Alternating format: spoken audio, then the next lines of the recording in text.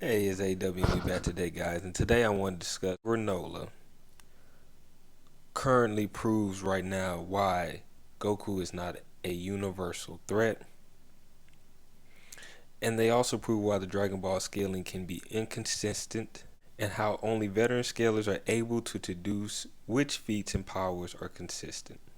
What most scholars don't understand is that a verse must show consistency of feats when discussing that said character. This is why I completely denounce the thought of Goku being multiversal. Dragon Ball scalers and the Versus Battle Wiki, tearing of Goku, and the lowballing of other characters was the original reason for me making this channel.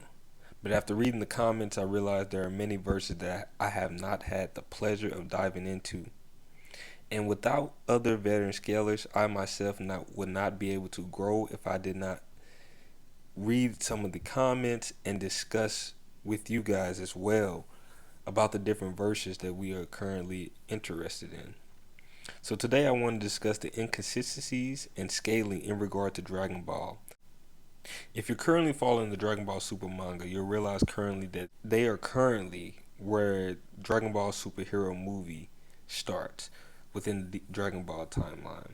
Before the Dragon Ball Superhero movie, the Dragon Ball manga introduced two anti two one an anti-hero, the other a villain, which was Gas and Granolah. This is why many Dragon Ball scalers have, in my opinion, this thought process of that you have to blow up a universe, you have to shake a universe to be universal. A lot of the scalers don't understand currently right now that Goku is not the strongest character within his verse. He's not. He's not the strongest character within his verse. In fact, he's not even the most physically strongest character or Saiyan. He's not even the most physically strongest Saiyan within his verse. So no one is commenting how Granolah wished himself with the Super Dragon Balls to become the strongest in the universe currently within the manga. And don't worry, I'm going to get to Gas here in a minute. Just you wait. But I want to first discuss how Granolah surpassed Goku by wishing he was the strongest in the universe. Granolah and Gas may very well prove that Goku is not a universal threat. At best, we could say Goku is maybe a low universal threat, and that is being extremely generous. See, the root of the problem with Dragon Ball scaling is inconsistencies with feats and lore. And don't even get me started on the writing, but Granolah proved that the strongest in the Dragon Ball universe, aside from the gods and angels, are not universal threats, with only Moro possibly coming close to being a universal threat, and Beerus being a universal threat as well. During the Granolah's fight with Goku and Vegeta, neither of them ever threatened the existence of the universe. None of them. Many Dragon Ball scalers want Goku to be 5D and multiversal so bad they are willing to ignore the fact that Beerus was much stronger than Goku and Vegeta.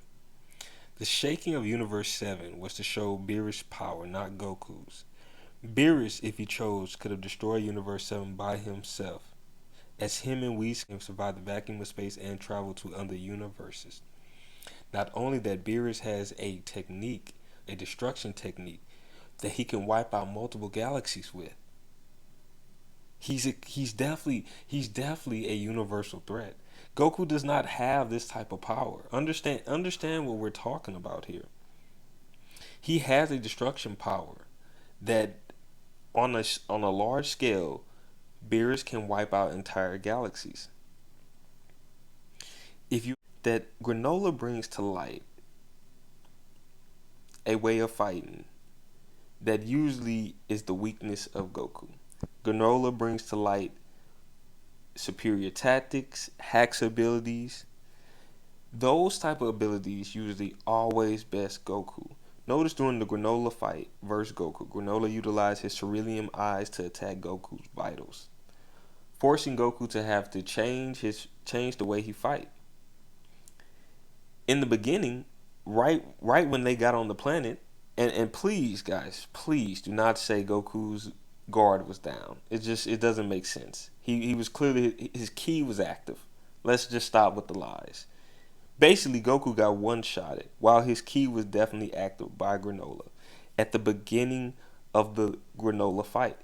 So we bringing up the old his guard was down excuse. We hear when I mentioned Sorbet, we cannot say that right now.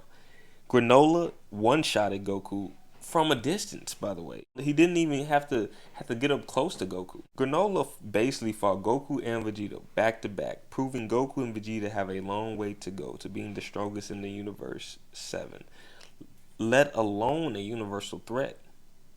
Granolah himself wasn't even a universal threat. The other proof lies in the abilities of Gas and Black Frieza, of course. Gas utilized the Dragon Balls to become the most powerful in the universe as well. The only reason Gas lost was because his body had aged at such a rapid rate, he got destroyed by Black Frieza. What many power scalers don't realize is that the Oracle of Fish was referring to Frieza as the strongest in the universe. We have to understand that the strongest in the universe changes like the seasons for mortal races. But one thing is for certain, Goku has never been the strongest in the universe in all of the Dragon Ball lore. Broly seems to be the same age as Vegeta and Goku, and Broly is currently the most powerful Saiyan within Universe 7. This is evident by Vegeta and Goku having to fuse into Gogeta to really contend with his power. Alone, neither Vegeta nor Goku could beat Broly, nor could they contend with Granolah. While I don't like the writing of Dragon Ball Super, as far as the scaling purposes go, we have to scale Goku and Vegeta lower than Gas and Granolah, as each of them at one point was one of the strongest in the Universe 7. And the reason I say one of the strongest is because of the introduction to Black Frieza, who clearly at the end of the Granolah arc was more powerful than Ultra Ego Vegeta and Ultra Instinct Goku. Now, one thing to note, we didn't see him go up against Granolah, so it would have been interesting to see how Frieza would have combated Granolah. This also proves that there are only a handful of characters capable of being deemed universal threats within the Dragon Ball Superverse. And it does not include Goku, as Goku, in my opinion, highballed, is a low universal threat. But a consistent tiering of him would be high multi-galaxy threat. As I stated, Goku's fight with Beerus was an outlier and not a consistent feat. Beerus was and still is stronger than Goku, and has been since the beginning of the Dragon Ball Super since the beginning of the Dragon Ball Super anime. Beerus never meant to go full power, and he never went full power versus Goku. When we think of clashes within a fight or feat, veteran scalers always think about who is currently stronger. For example, the ultimate proof that Dangai Ichigo had universal level attack potency was when him and Aizen clashed, and we realized it was Ichigo causing the destruction, not Aizen. And it's the same with scaling clashes. The strongest warrior must always be taken into consideration when discussing feats. Another issue that most amateur scalers have is the fact that they do not stick to consistent feats, outliers, and Another issue that most amateur scalers have is the fact they do not stick to consistent feats. Outliers are always the bar to these guys, when consistent feats should be considered over outliers and one and done feats. That's been my issue with Dragon Ball Super scalers. So let me know what you guys think in the comment section down below. This is AW and I'm out.